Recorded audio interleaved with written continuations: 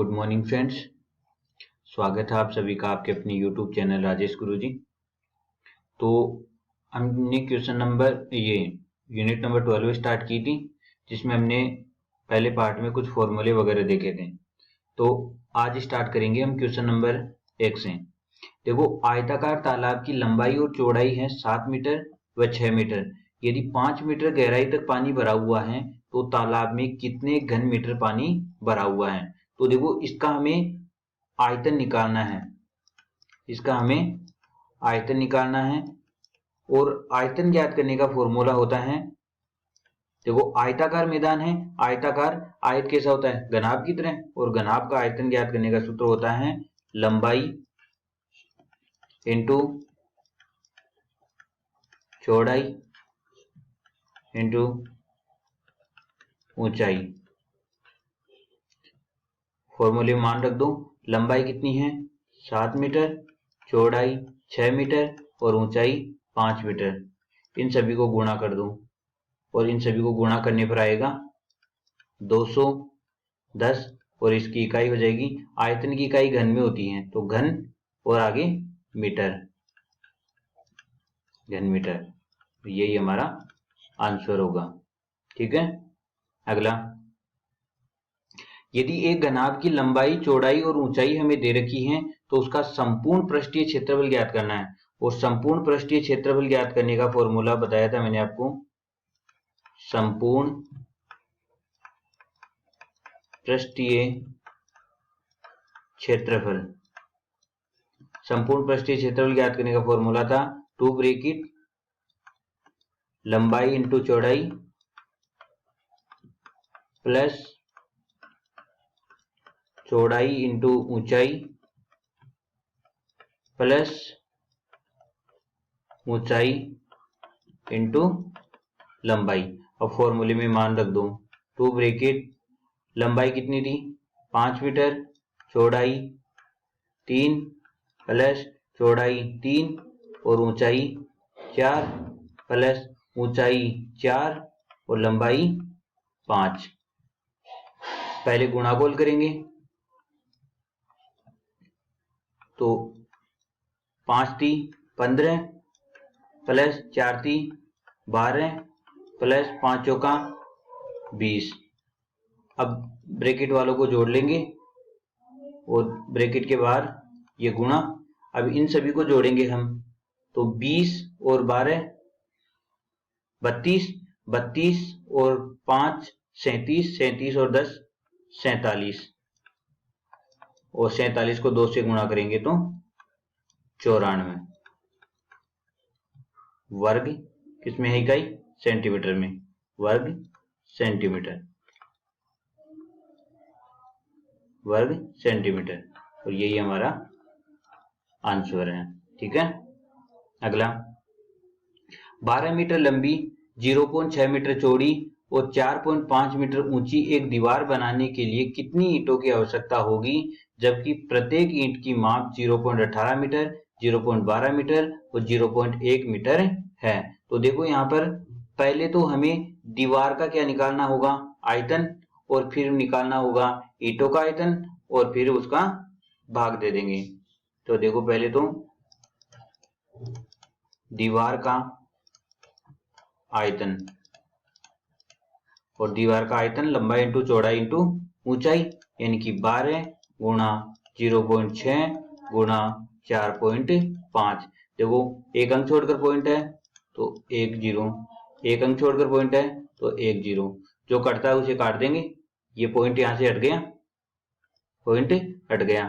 तो देखो, 5 दूनी 10 और 5 नाम 45, 2 से काटेंगे, 2 तियां 6।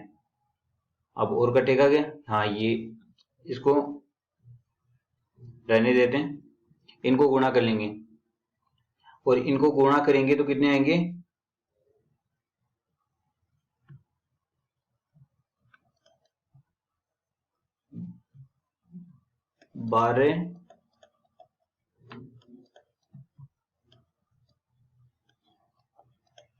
12 को 9 से गुणा करेंगे तो 12 9 का 108, और 108 को 3 से गुणा करेंगे, 108 को 3 से गुणा करेंगे तो 324 बटावा 10, 10 का इसमें भाग देंगे यानी कि एक अंक छोड़ करके पॉइंट लगा देंगे, 32.4 और इकाई हो जाएगी इसकी घन मीटर। ये तो हो गया दीवार का आयतन। अब एक ईंट का आयतन निकालेंगे। एक ईंट का आयतन, और आयतन ईंट घनाभ होती है तो घनाभ का आयतन हो जाएगा लंबाई इंटू चौड़ाई इंटू ऊंचाई, तो लंबाई इंटू चौड़ाई इंटू ऊंचाई। अब देखो 2 अंक छोड़कर पॉइंट है तो 2 जीरो, 2 अंक छोड़ के पॉइंट है 2 जीरो, 1 अंक छोड़ के पॉइंट है 1 जीरो। अब इनको गुणा कर लेंगे, और इनको गुणा करेंगे तो इनको गुणा करने पर आएगा 216। और कितने अंक, ये कितने जीरो हैं, 5 जीरो, 1 2 3 4 5।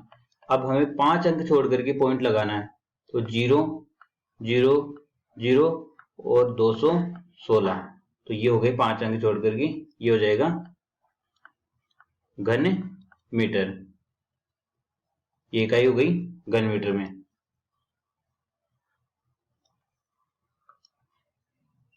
घन मीटर।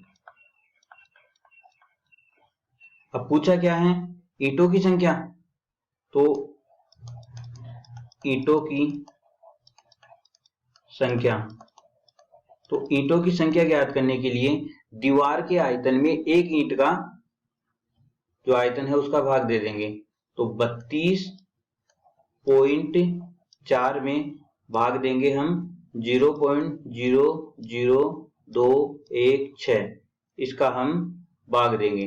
देखो ऊपर एक अंक छोड़कर पॉइंट है तो नीचे 1 जीरो लगा देंगे, और नीचे 5 अंक छोड़ के जीरो है तो 5 जीरो लगा देंगे। ठीक है, अब जो कटता है उसे काट लेंगे, तो 1 जीरो से 1 जीरो कैंसिल, 1 जीरो से 1 जीरो कैंसिल। तो देखो इसमें हम पहले 4 का भाग देंगे, 4 रूप पंजे 20, क्या बचा 1, 4 चौक 16, इसको 4 से काटेंगे, 4 अंटे 32, 4 एकम 4। अब इसमें 9 का देंगे, 9 नाम 81 और 9 छिंग 54, फिर 3 से काट देंगे, 3 दूनी 6, 3 तिया 9। अब 3 को 10,000 से गुणा करेंगे तो कितने आएंगे, 30,000, और 30,000 को 2 से डिवाइड करेंगे तो हमारे पास में आ जाएंगे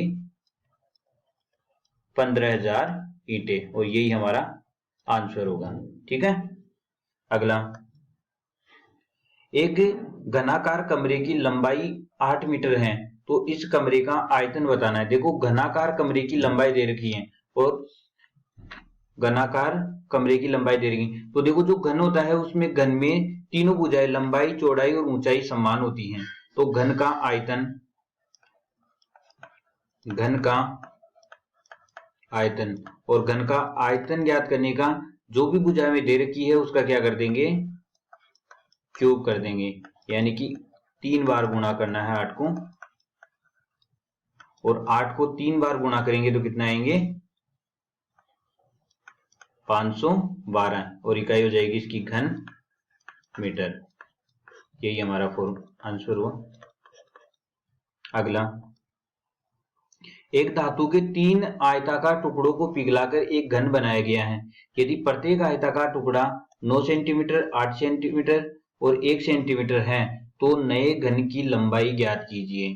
तो देखो पहले हम क्या करेंगे, जो आयत का जो टुकड़ा दे रखा है उस टुकड़े का क्या करेंगे, आयतन निकाल लेंगे। तो आयताकार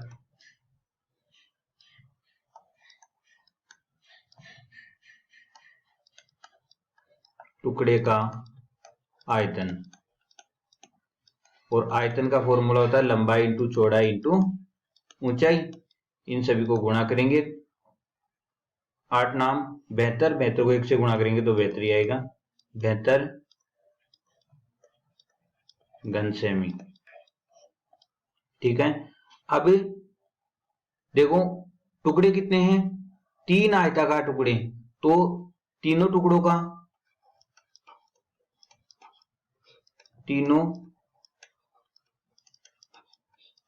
टुकड़ों का आयतन कितना हो जाएगा, 3 से गुणा कर देंगे 72 को, तो हमारे पास में आ जाएंगे 216 घन सेमी।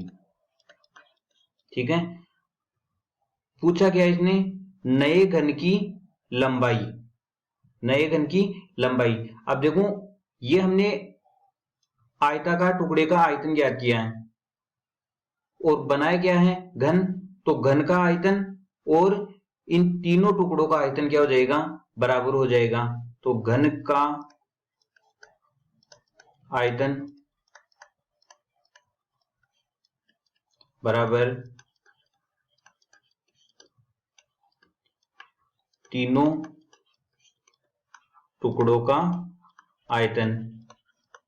ये इसके बराबर क्यों हुआ, क्योंकि इन्हीं तीनों टुकड़ों को पिघलाकर हम घन बना रहे हैं, इसलिए इस घन का आयतन इन तीनों टुकड़ों के आयतन के बराबर हो जाएगा। और घन का आयतन कितना है, ये तीनों टुकड़ों का आयतन कितना है, 216 घन सेमी।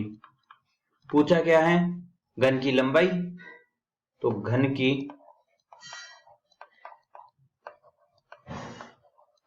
लंबाई क्या हो जाएगी, 216 का क्यूब रूट। तो ये इसके टुकड़े करेंगे तो टुकड़े हो जाएंगे 6 गुणा 6 गुणा 6। अब 3 का जोड़ा बनेगा, इसमें क्यूब रूट है तो 3 का जोड़ा, और 3 के जोड़े में से 1 बाहर लेंगे तो 6 सेंटीमीटर। यही हमारा आंसर हो जाएगा। ठीक है। तो घन की लंबाई कितनी हो जाएगी, 6 सेंटीमीटर हो जाएगी।